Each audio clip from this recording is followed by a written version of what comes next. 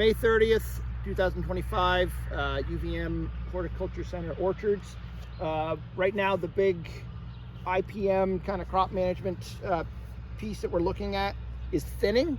We're here next to an older empire tree. This tree is 35 years old.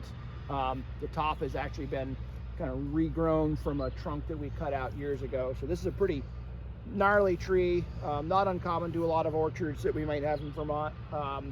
That isn't like your classic tall spindle, but this is all relatively young wood, pretty fruitful. You can see a lot of fruit in here.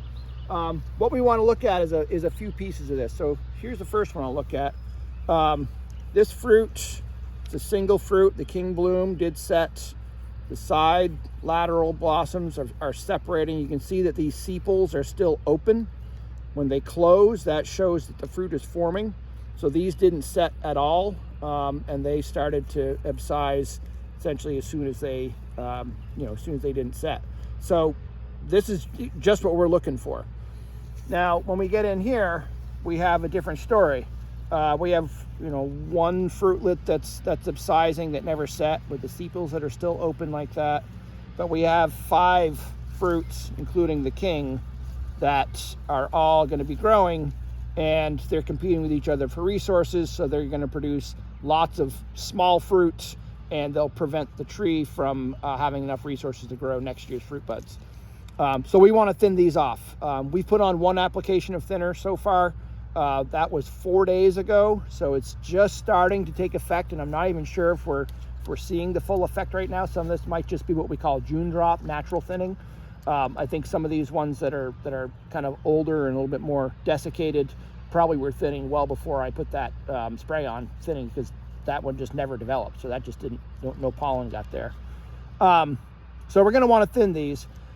With traditional thinners, the typical hormone thinners that we use, whether they're auxin-based like Refine or Frutone, or if they're the 6BA type like Maxell, they work best when the fruit are kind of between 8 and 12 millimeters in size.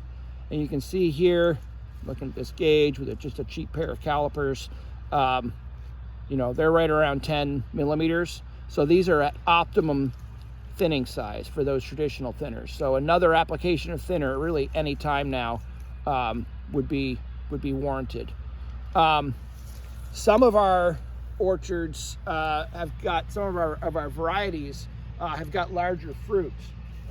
Like over in here, and I'm not sure what this variety is actually.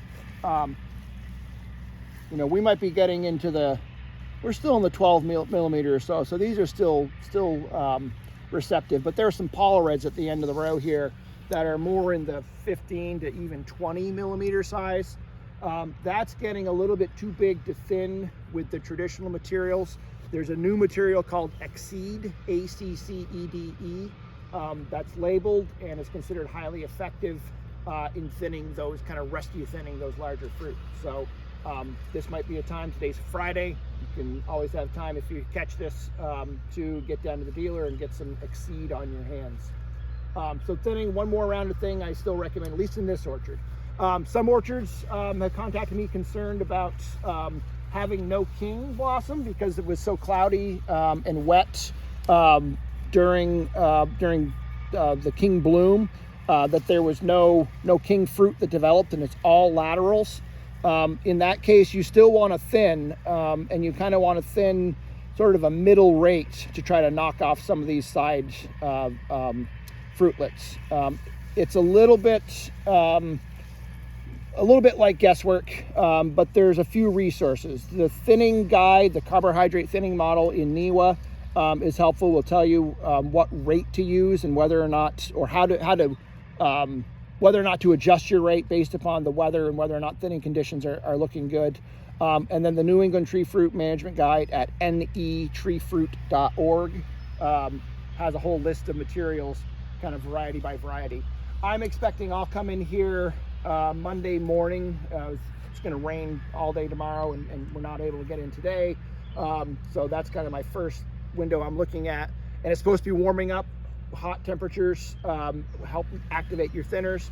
So Monday morning, I'll probably come in here with 1 quart of carbaryl per acre, sorry, 1 pint of carbaryl per acre, and probably 10 parts per million of NAA or refined. The other thing I wanted to point out in here is some folks are thinking about fire blight. Back on May 17th, we had a potential infection event. And this looks like what could be fire blight damage when you see the edges of leaves. These could have been fruit clusters or blossom clusters, but you can see that those never really developed. But that's where fire blight would have come in. I don't think this is fire blight. When we applied our herbicide in here, I had to drive really close to this tree, and we were banging up against branches, and there's a whole section underneath this branch that's all scuffed up.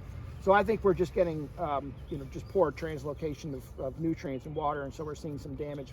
But I've seen a few of those, and a lot of times, when you're walking the orchard, if you see dead shoots here and there, you should take a look and then look back, and if you're seeing it healthy up until the point of the shoot, and then you need to look at what's making it unhealthy. And right now we'd be seeing blossom blight infections, so you'd be seeing them around the in the fruit clusters.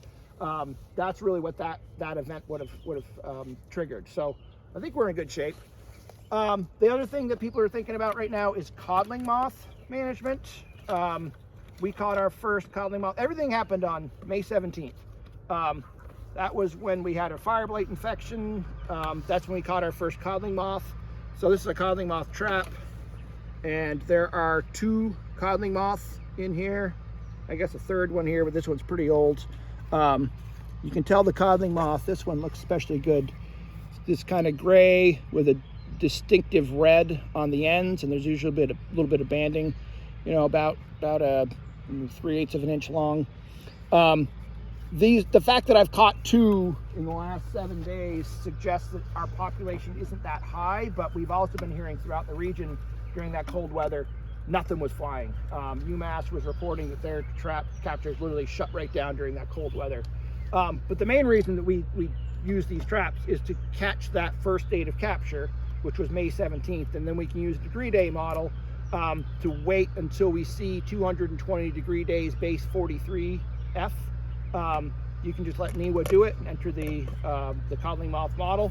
And at 220 degree days, the moths that were caught in here, they were caught as they were flying around mating. They've laid their eggs, and at 220 degree days, those eggs are hatching, and those hatching larvae are what you're targeting. You're not targeting the moths themselves. So we've got another probably week or so before we need to think about treating for coddling moth.